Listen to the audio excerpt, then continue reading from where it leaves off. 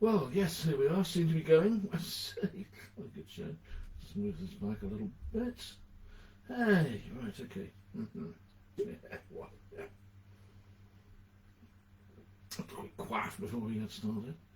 Anybody here? Ah, there we are. Jolly good. Before anybody gets here, I'm showing off the really exciting drinking vessel for tonight. It's kind of black. Yeah, completely undistinguished, totally black. Flips open at the top. Nothing exciting at all. Hopefully have some more exciting ones the next time. Okay, I see two people are eyeing me up, but not actually saying anything. That's quite okay. This is the introductory waffle bit. I might think of a tune to play. Let me see. Pete, good evening. How are you? And Hugh, hello Hugh. Good evening, chaps. Good to see you here. I was just about to start off with a little tune. I haven't decided what little tune, but I haven't even decided what little instrument even. Let's give it a go on this. Right, okay. Ooh.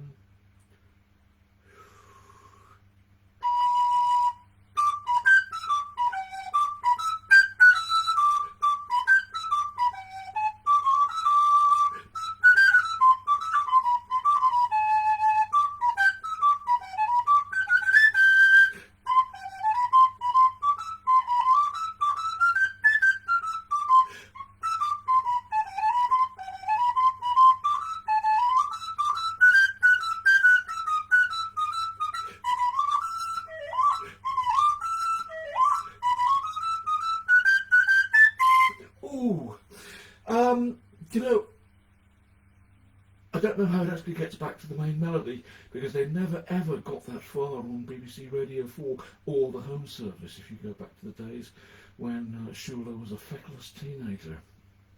Anyway, that was Barwick Green, better known as the theme tune to The Archers, and good evening everybody.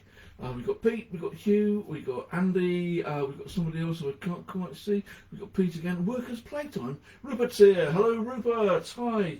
Right, I've got a special one for you coming up in a little bit. But I'll start off with something a little easier. As announced on this Facebook thingy, what's it? This is request night, which means that although I did have a few big themes that I was considering and wanting to talk about, I didn't really have anything ready at all. So, what to do? I know, ask people to ask for tunes that I can play, and that'll fill up lots of space with tunes and little stories about them, and we'll carry on from there. Workers' Playtime? I think I did Workers' Playtime back in stream number 2, Pete. That's quite old hat. In fact, it's so long ago that I can no longer remember exactly how the theme tune goes. It's not. I did music while you work.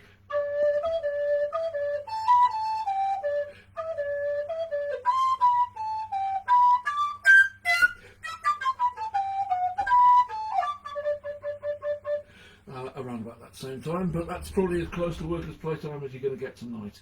Right, okay, unless that's actually a request, in which case I can look it up. Phil, good to see you, mate. Right, let's start with a bit of jazz, actually. Andy put in a request. He called for Sack of Woe on something other than the saxophone. Now, as some of you here will know, Sack of Woe is a tune particularly associated with Cannonball Adderley, although it actually appeared on his brother Nat Adderley's album Work Song in 1960, together with the perhaps even more famous title track, actually written by Nat himself. A very successful composer, Nat, although not, I think, particularly highly regarded as a cornet player, although he sounds perfectly good to me. Anyway, Sack of Woe. So Sack of Woe, and on something other than saxophone. So I sort of racked my brain a little bit about this, and came up with the tune, came up with the music for it. Yep, there we go.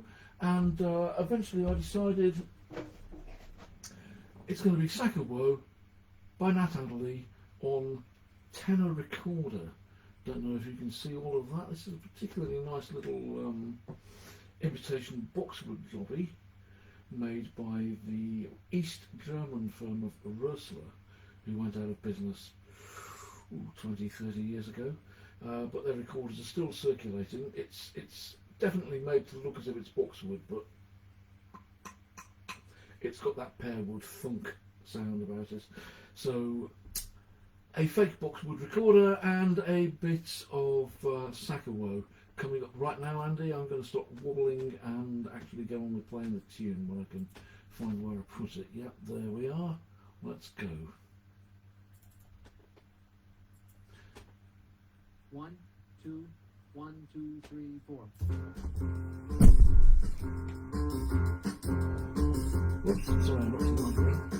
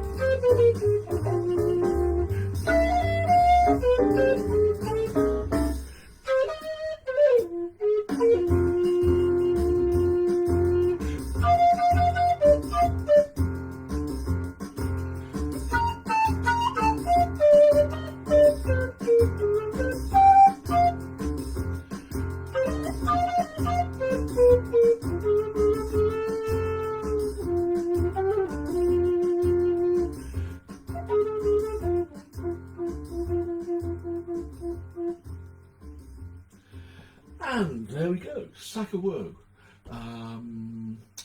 Written by Cannonball Adderley, premiered by Nat Adderley in 1960, and covered by quite a lot of people on down the years. Particularly notably, I think, by Manfred Mann, who covered it in '64. A lot of people think of Manfred Mann as being a classic British 60s pop band, and so they were.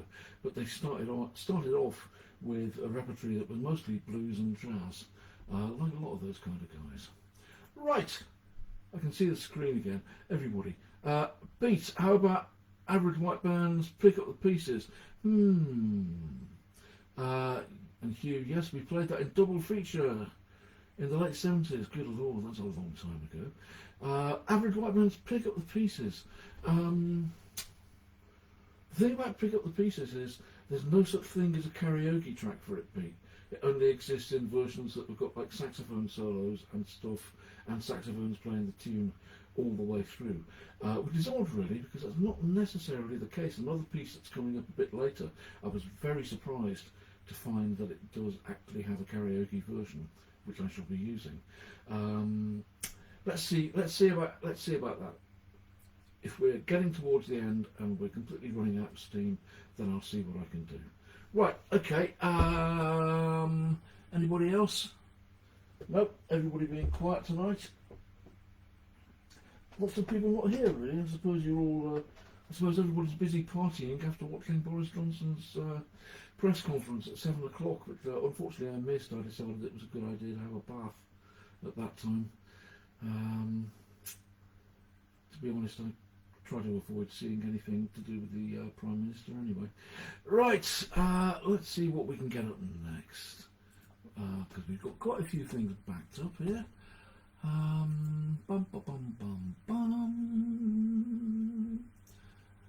Well, let me see. Okay, Pete, I'm going to have a go at your first choice, and we're sticking with jazz here. Pete asked for Take 5. And I said, okay, but I won't do it on saxophone because you generally play it on saxophone. Calvin, hi, mate. Matthew and Alex as well. Hi, guys. I hope you enjoy seeing the weird guy in the camouflage shirt with the hat who's just about to play a bit of an old jazz classic on a recorder. Get the treble recorder, get the good old plastic Denner Baroque imitation plastic recorder out for this one. And Take 5 by Dave Brubeck. The backing may sound a little bit splashy because the backing track I found was astonishingly quiet and also astonishingly slow, so I had to mess around with it a bit. Even so, I've ended up fading it out after a certain amount of time, so it plays more like a single version rather than the full 6-minute version with long drum solo, which actually appeared on the album. So anyway, enough babble. Take 5, written by Paul Desmond, the regular alto saxophonist with the Dave Brubeck outfit in the 50s and 60s. It's in, of course, 5/4 time, which is not usual 2, 3 or 4 time. It's obviously not, it's 5. Brubeck made a bit of a speciality of writing tunes in odd time signatures, 5, 7, 4, all kinds. Blue Rondo a la Turk is another possibility for another day, but for now, let's go with what we can make of Take 5. Here we go. With a 1, 2, 3, 4, 5. 1, 2, 3.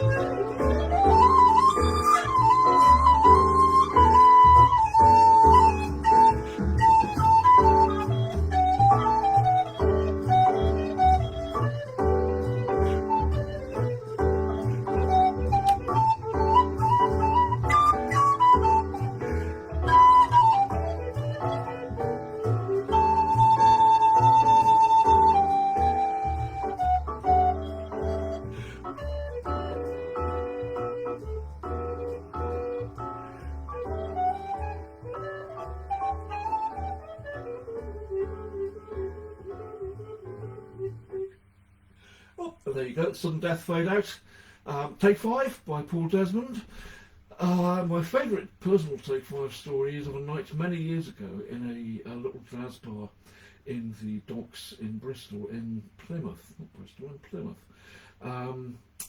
Walking in there, ordering drinks and looking idly at the walls and realising there was a mural painted along the walls, and someone had actually drawn 5 lines all the way along the wall of this quite lengthy jazz bar and written up the tune of Take 5. Only they'd written it in 4/4, which absolutely wrecked my head completely. I sort of sat there trying to read it and think, you can't do that. It's how can you do Take 4? Take 5 is in 5. It's in the title. It's not Take 4. You know. Evening, Ricky. That's 2 Earps. Trevor's here as well. That's quite all right, Pete. I hope that was reasonably satisfactory. Lucy, hey, haven't seen you for years, dear. I hope things are going well. In the meantime, have a quick quaff from my really exciting drinking Habib. I'm really drinking my exciting drinking thingy, which I did think about putting a splash of brandy in it this time, but no disco lights, Trevor. Well, hang on, let me see if I can do this. How's that? Any good? If you like, if you want disco lights, I can probably arrange some. Argos does some really cool disco lights for about £5 a throw, something like that. Great, you know, you go on and off in blue and green, and you dance. But no, I've just got a really dull black drinking item. So, noises ahead. Carry on. Kelvin said, "Got any quo?" And of course, I've got some quo. Let me just actually find it. It's here on the massive karaoke drive disc, which shows red on the computer, meaning it's full. Can't let any more in. Let's just have a quick look under S, which is probably where quo are going to be. Just making a quick guess there, but it's probably named status rather than just quo. Could be wrong about that. Oh, Stan Getz, didn't know I had some Stan Getz. Status quo, yes, well, yeah, we've got plenty here. Right, let's try and find an instrument I can play some of this on. Probably a Descant recorder, I think, or maybe a saxophone. Let's go with, yeah, here we go. Bit of quo. Staus quo, it says here on this track. Wow, wonderful. Is it coming up? Is it coming up? It is, it's coming up.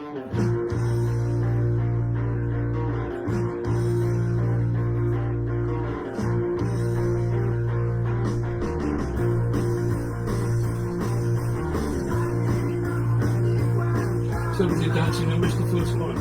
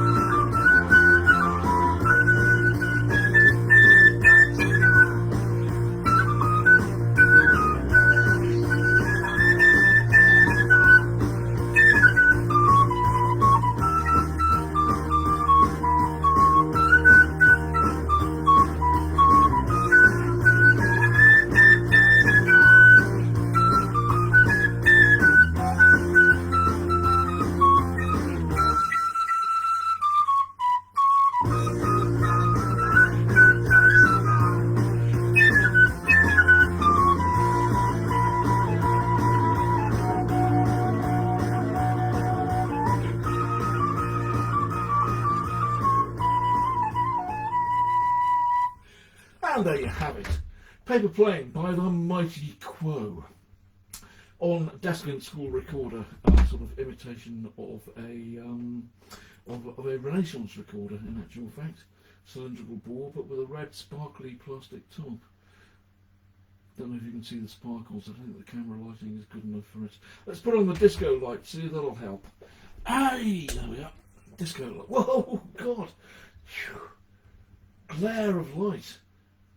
Does that help showing the spark? It doesn't really, does it? No, I can't see the sparkles. Yeah. Cheap laptop camera, I fear. Apologies, I keep looking upwards as well. That's where the funny guy with the hat and the camouflage shirt is looking at me. Trans toured with Quo, fantastic. Glad you liked it, Matthew. Trev, you're right. I do need some proper disco lights, and we'll get on with that as soon as we go. Bulbs just blown. And there's a Quo story about that as well, the time we saw Status Quo and they came out and started playing Caroline, and a big light bar at the back of the stage came up saying Status Quo and came on and cut all the power dead, and they legged it off stage like mad. Came back a couple of minutes later, did the same thing, repeat, light comes up, power goes dead a second time. At this point, I think somebody probably put a 6-inch nail into the fuse box, because the third time it worked and they actually did the gig. So yeah, bulbs just blown. That rings big bells for me with Status Quo. Right, another splash of liquid, I think, as we heave uneasily towards the halfway mark. Right, in a complete change of pace here. Rupert Cocking up in Glasgow. I'm stuck with massive restrictions at the moment. Probably not able to even move away from the screen so that he can't see this. He requested, with lots of laughter, a karaoke version of Snagglepuss by John Zorn.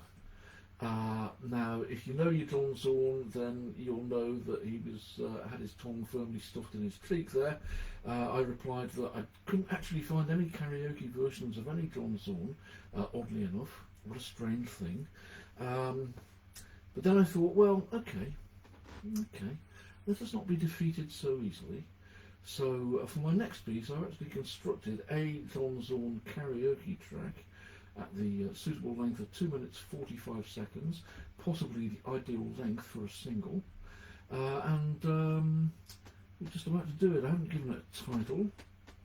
Let me just get it up here, and we will hit you with the John Zorn karaoke piece for Rupert. And this will require a saxophone.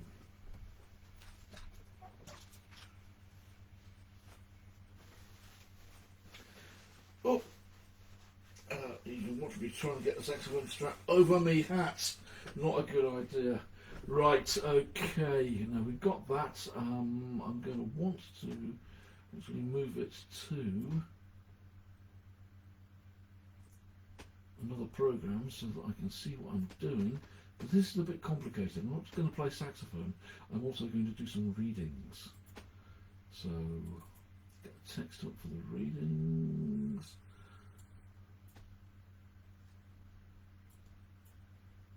Hide that folder. Right, okay. John Zorn, karaoke. This will start quite noisily, I fear, so I'm going to turn down the microphone a little bit. Right, off we go. No title.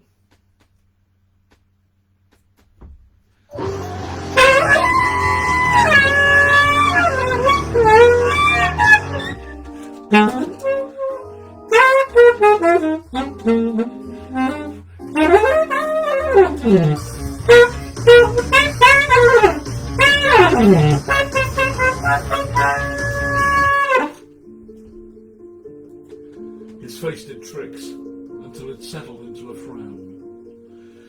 The 45 was a living thing in my hand, cutting its own lightning and thunder in the rain. I got a little bit drunk, not much, just a little bit.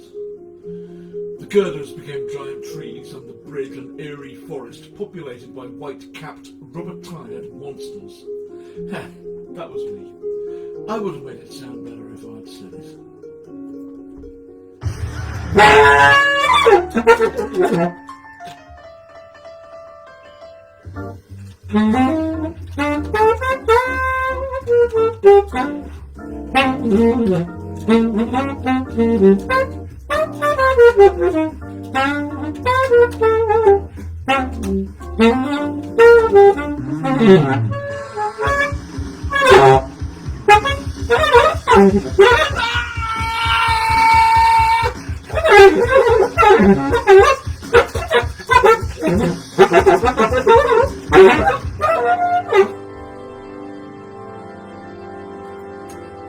Cigarettes were a mashed up ball of paper in my hand that smelt of tobacco and death. 2 murders, 2 green cards. It was the same way backwards. 2 green cards and 2 murders.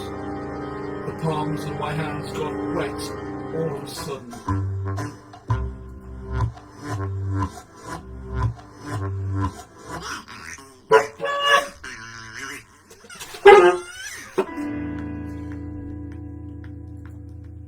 She said all right, kissed me over the phone and hung up.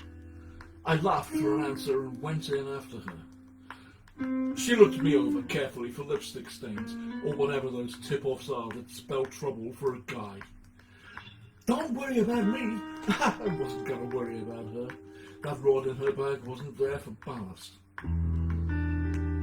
A hell of a way to die.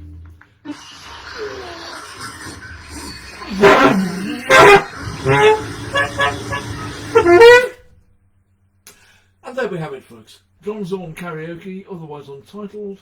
There was about 2 seconds of Snagglepuss in there, Rupert, in case you noticed it or didn't notice it. And that's my avant-garde piece for the night. Seriously, I absolutely love John Zorn's stuff. Tremendous composer, and also a very, very talented guy. Very wide range as well. He's incredibly prolific.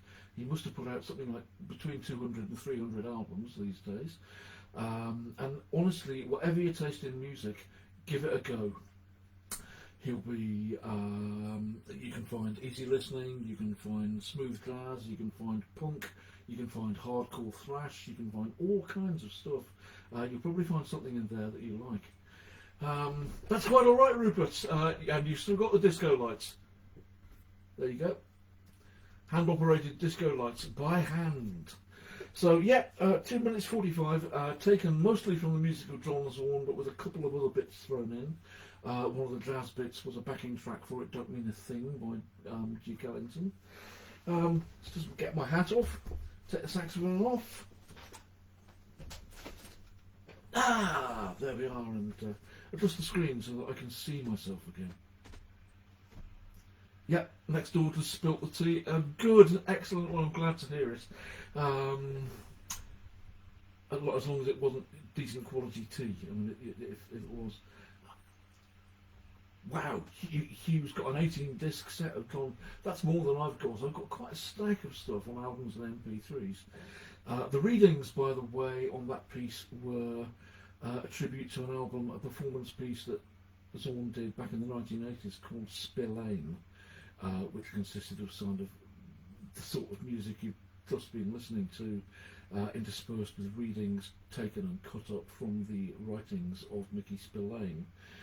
So to that event, I simply grabbed hold of a mic hammer, anthology, went through it, took out a few lines at random, put them together, and that was what I just read out. I think there's one left that I didn't get round to.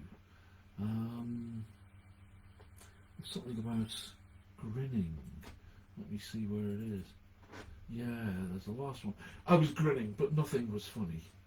It was a way I could hold my mouth and be polite, without letting him know that I felt as if ants were crawling all over me. Hard-boiled detective fiction, ladies and gentlemen, it's fantastic. And Hammer is as hard-boiled and sexist and violent and downright nasty as it got in America. It got worse in England. Look up Hank Janssen if you're at all interested in that kind of stuff. Look up Hank Janssen sometimes. And indeed, yes, Rupert, Spillane meets Steptoe. I thought let's throw something TV-esque in there, just for a little difference. Right. Okay. Well, that's got me. That's got me well along on the way. No further requests. Trevor, 4 a.m. on the bus, mate. Yeah, absolutely. Something that I've avoided for many years now.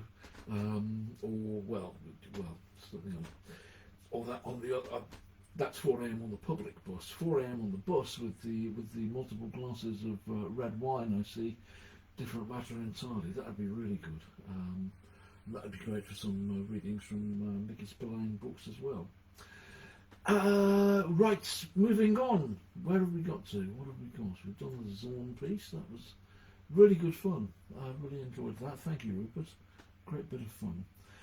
Caroline isn't here, but she will probably watch it on catch up, as she does.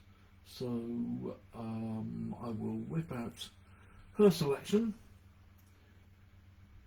which once again I'm going to get out the mighty treble recorder, and Caroline wanted this, which is not a piece that actually I particularly know, but hey, let's give it a go.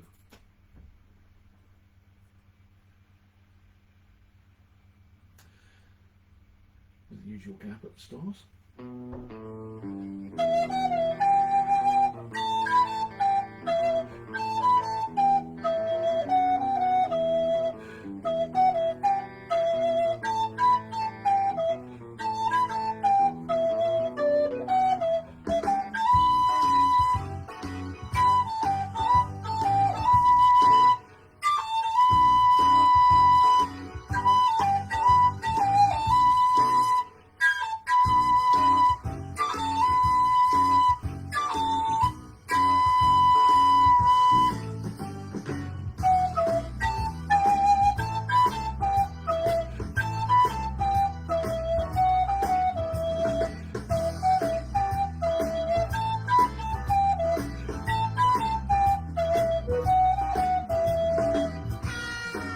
Guitar solo!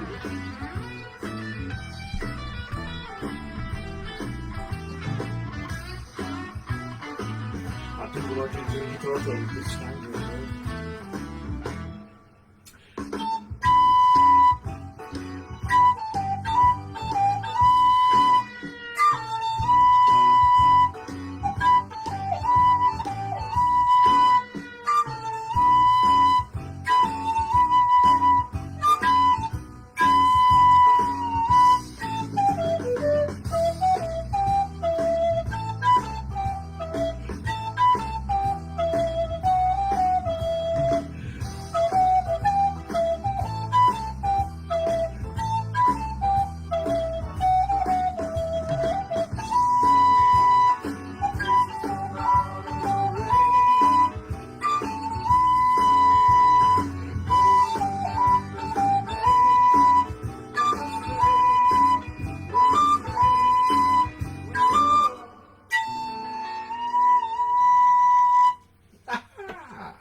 And there you go, a little ditty by the Doors. Got to say, the Doors, one of those bands that completely passed me by. I knew a few people back in the early 70s who had Doors albums, and I heard them, but I never listened to them. I have to say, I never really got into it at all. I have to confess that I'm one of those people who prefers Jose Feliciano's version of Light My Fire. It seemed like a lot more fun than the rather fiddly pseudo-classical version.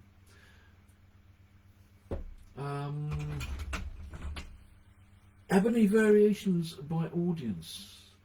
Not offhand, although I do have some audience knocking around. House on the Hill, things like that. Let me have a look.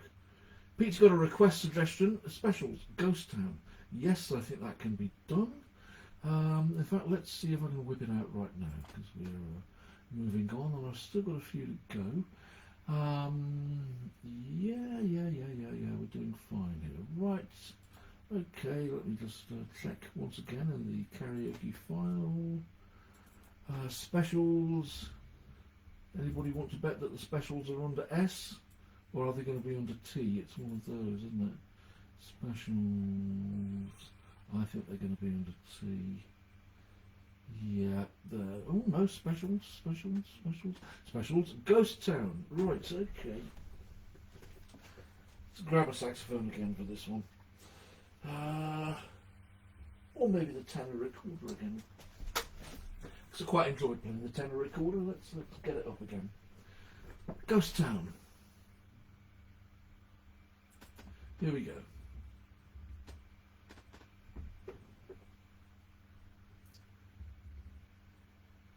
See if I can remember the tune.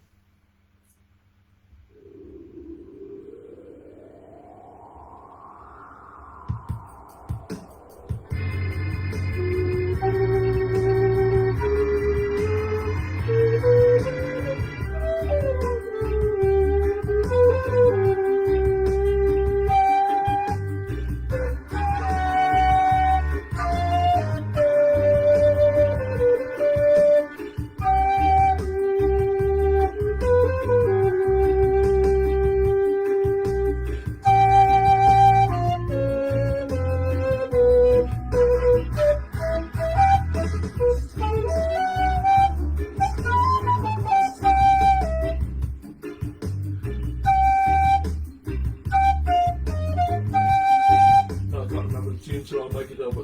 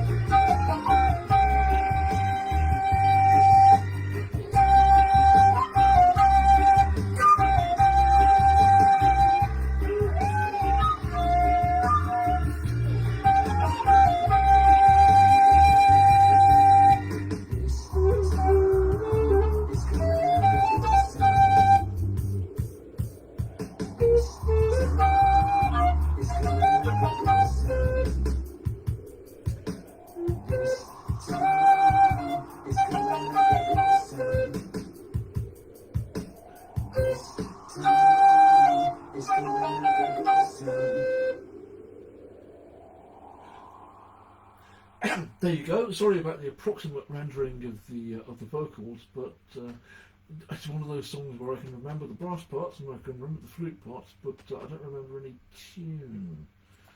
Emily, Lockdown Beard, absolutely, Lockdown Beard. Hi, Emily. Lockdown Beard. I actually trimmed it earlier. I even shaved my nose, all the bits where the hairy bits get out of control. Hugh, how about Gonna Lock Down to Electric Avenue? No, not going to do that. Was that by Tears for Fears? Right, okay. All the musical jokes are busy coming out, so it's time to do a request for Debbie, if she's there. I don't know if she's there, and she's watching with Andy, possibly. Let's get up. Debbie requested Anything by Ian Dury, which I thought was a jolly good idea. So this time I'm actually going to sing for your delight and delectation. And I picked, well, the track that I first heard by Ian Dury, that most people first heard by Ian Dury. A great little single which came out in August 1977. Quite a significant time for me. It was just about when I was first moving to Liverpool. Emily, it's good to see you too. And I'm still here, and I've still got a lockdown beard, and I've got a camouflage shirt, and I've got a dodgy black liquid container with Coca-Cola inside it. Missing everybody by this point, but let's carry on with the entertainment. For Debbie, if she's there, or if she's not there, she can watch it on catch up. We have a good old hit. Which I'm going to sing.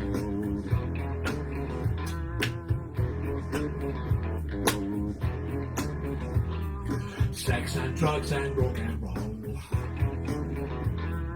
is all my brain and body need. Sex and drugs and rock and roll is very good. Keep your silly ways, or throw them out the window, the wisdom of your ways. I've been there and I know lots of other ways. What a jolly bad show if all you ever do is business you don't like. Sex and drugs and rock and roll. Sex and drugs and rock and roll. Sex and drugs and rock and roll is very good. Every bit of clothing ought to make you pretty. You can cut the clothing, grey is such a pity. I should wear the clothing of Mr. Walter Mitty. See my tailor, he's called Simon. I know it's going to fit. Give her a call handy. Here's a little piece of advice. You're quite welcome, it is free. Don't do nothing that is cut price. You know what that'll make you be. They will try their tricky device. Trap you with the ordinary. Get your teeth into a small slice. The cake of liberty.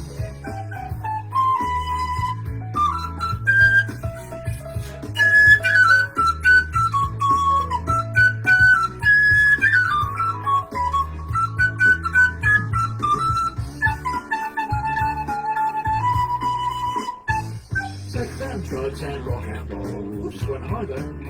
Woo! Sex and drugs and rock and roll. Sex and drugs and rock and roll. Woo! Woo! Sex and drugs and rock and roll. Repeat till we finish. Woo! Woo! Drugs and rock and roll. Woo! Sex and drugs and rock and roll. There's this nice little vocal riff that goes.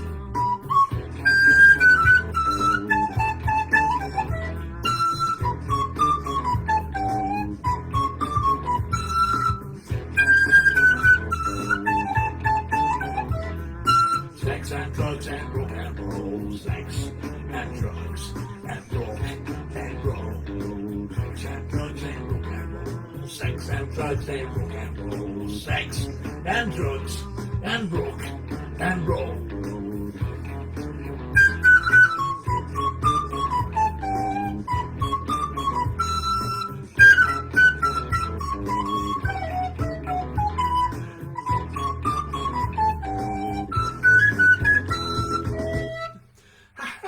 There was a quite not a bad karaoke version. It's got to be said of that. Trevor, 36 years in the business, only had the rock and roll. Oh dear. I'm not sure you can say that, Trevor. You can't say that. Few comments. Part of the melody famously nicked from Ornette Coleman. That was the next story, the next bit of waffle I was going to tell, and I'm going to tell it anyway.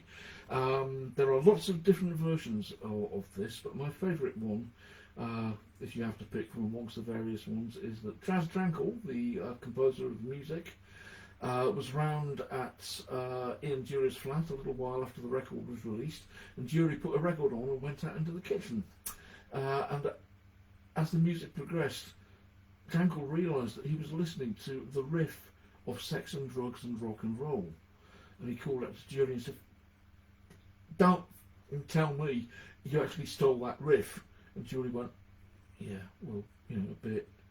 And later on, spoke to somebody. Some people say it was Ornette Coleman, some people say it was the bassist on the original record, Charlie Hayden.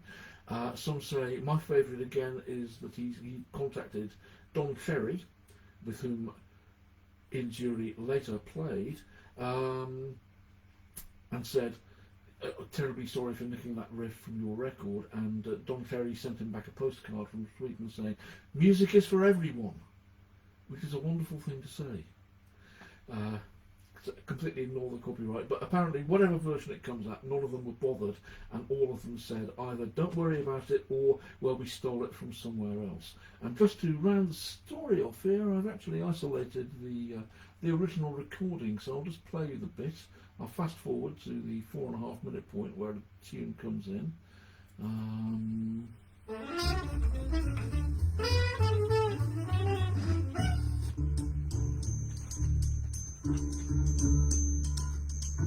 Okay, listen out now.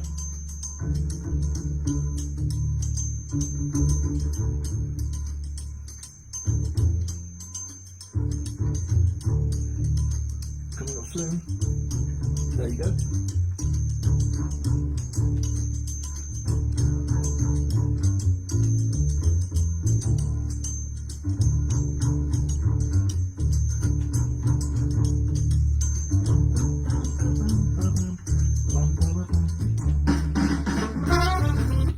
Fabulous. So that's the story of Sex and Drugs and Rock and Roll and Ramblin', as Phil correctly put it, by Ornette Coleman, with a riff that apparently, according to one of the versions, Charlie Hayden said he stole it from an old Cajun folk tune, so don't worry about it. Right, thank you, Andy. We've got to sort Trevor out with some Sex and Drugs at some point in the future. We'll work on that, but not now. Hugh put in a couple of requests, none of which I have played yet, or neither of which I've played yet, so let's whip out one of the implausibly small pieces of tune that I've got here. Dropping things on the floor while I do get it out.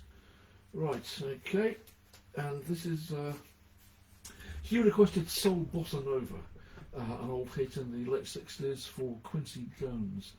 Now, I found a karaoke version of this, which absolutely astounded me, and I'll tell you about that after we've worked our way through the piece. First, let's have a go. Right.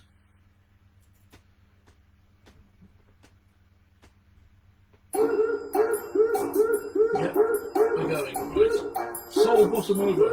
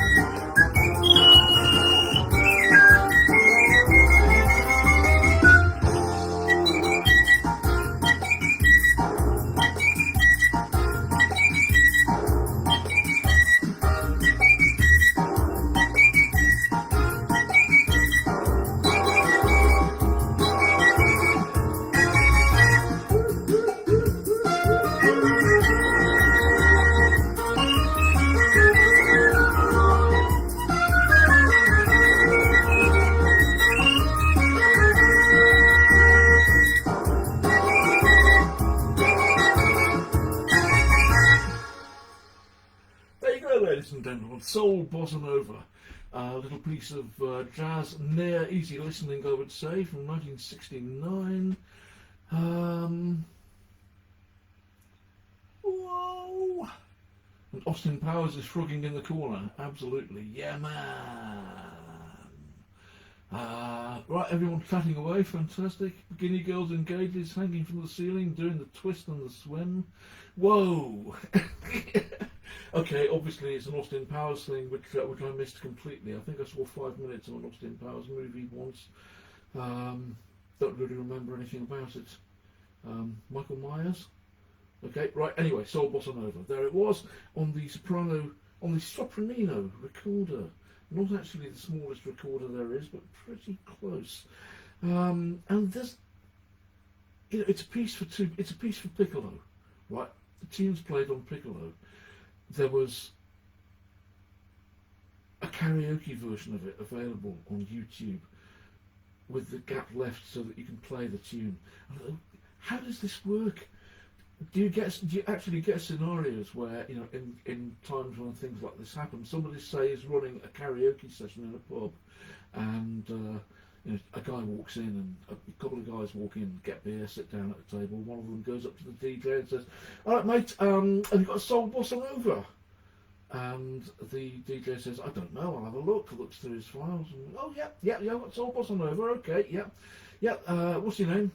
Dave. All right, Dave. We'll get it for you. There's 2 or 3 people ahead of you. I'll shout your name when we're ready. All right, cheers, mate. And Dave goes and sits down, and 2 or 3 people do various karaoke numbers, and then the DJ says, "Right, Dave, I've got Dave here. I've got a song Dave here to give us an instrumental here. I don't know how he's going to do this. Doesn't have any vocals." And Dave and his mate walk up and say, "No microphone. Don't worry about it. Don't microphone." Reach in their pockets, whip out 2 piccolos, and stand there in a pub going,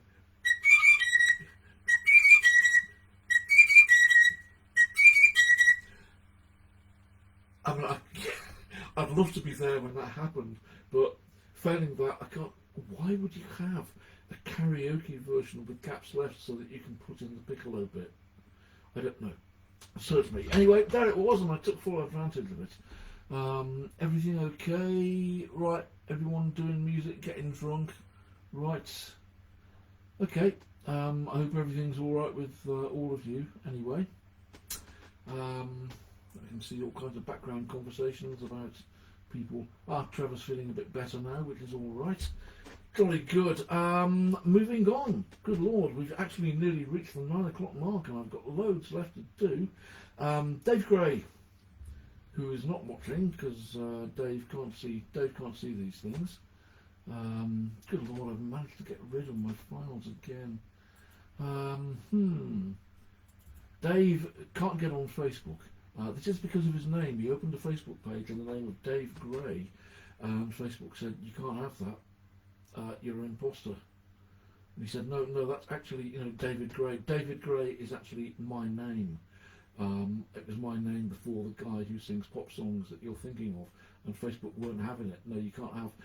You're not David Gray. You can't have a Facebook page." So Dave isn't on Facebook, and he can't watch these things, but he does watch them on the YouTube version that I put up for people to catch up if they really feel like catching up. And he did put in a request. So here for Dave is the recorder's falling all over the place. Here for Dave is the opening of Jethro Tull's "Thick as a Brick."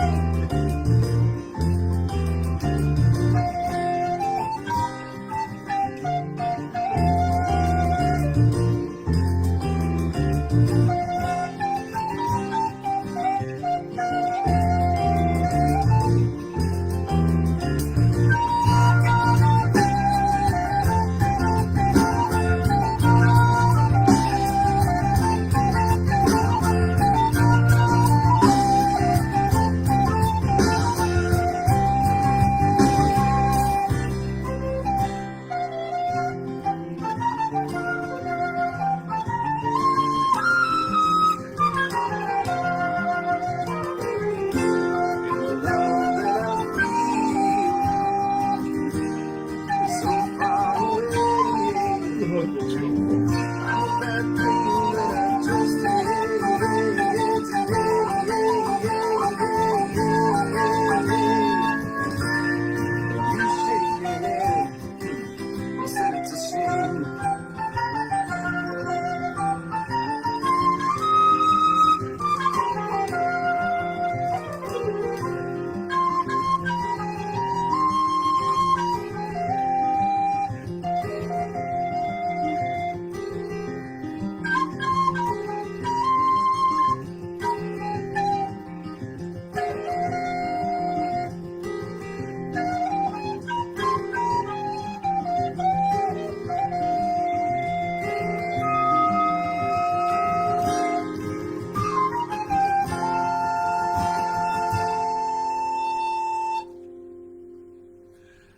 And it cuts off before it goes into the rock bit.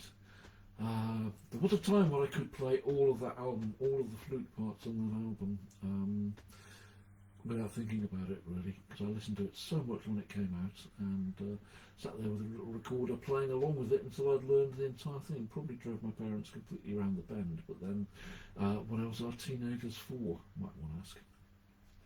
Right, where are we? I've lost track of the visuals. How's everybody? There you go, a favourite. Though I'm glad you like that one, Anne. Excellent, jolly good. It is, as I say, something that I learned back nearly 50 years ago. I always enjoy playing it, always have good fun with it. Right, well, we've technically gone over time, but who cares? I've still got one or two things left to do, I think.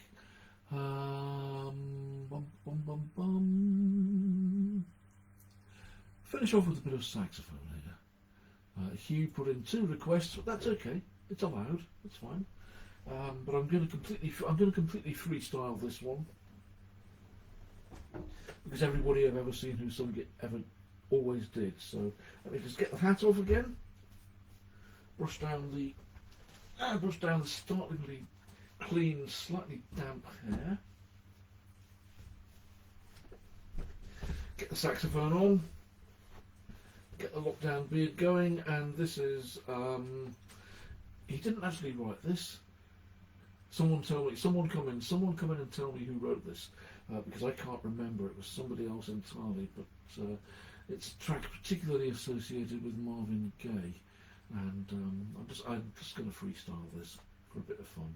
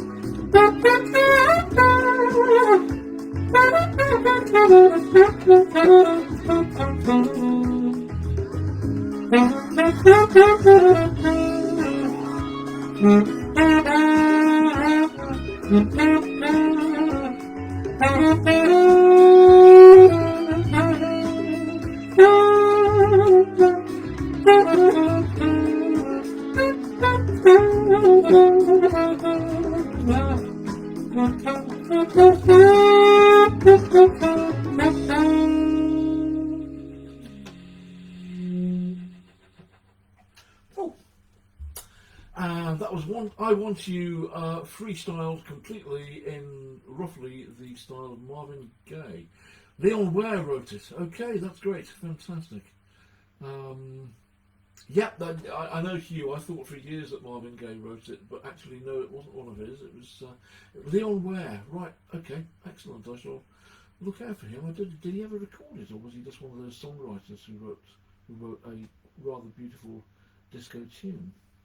Anyway, here we are at. According to me, it's 10 minutes past. Right, Andy Claps. Thank you very much. It's 10 minutes past 9. I've completely run out. I think that's it. I've run out of prepared requests there, with a quick dash towards the end. Yep, I have indeed. So unless anyone's got a quick spur of the moment request right now, I'll give it a go. I shall shut down and go and have my tea because I'm quite hungry. I think I might have a chicken and gravy pie tonight. It's not good for me, but I do like a pie now and then. So quick, any requests? Get them up on that screen right now so I can see them. Get typing away at your keyboards or fiddling away with your phones or whatever it is you're doing. Or I shall simply say, right then, night night. No, everybody had enough. Right, okay. Yeah, I can quite understand that as well. Right, it's been great fun. Thank you very much for coming here. Thank you very much. Great to see you all. Especially great to see Emily, Trevor and Ricky. It's just, God, I miss you guys. I miss you guys. I hope we can get back to work as soon as we possibly can. It's really not the same without it. Apart from that, let's not end on a down note. It's been good fun. I've thoroughly enjoyed myself, and I hope you thoroughly enjoyed yourselves as well. So that's it. I'm going to shut down for now, and thank you all once again for coming. Hugh Lynch is... Hugh's coming in with a Stan Getz tune. Stan Getz tune.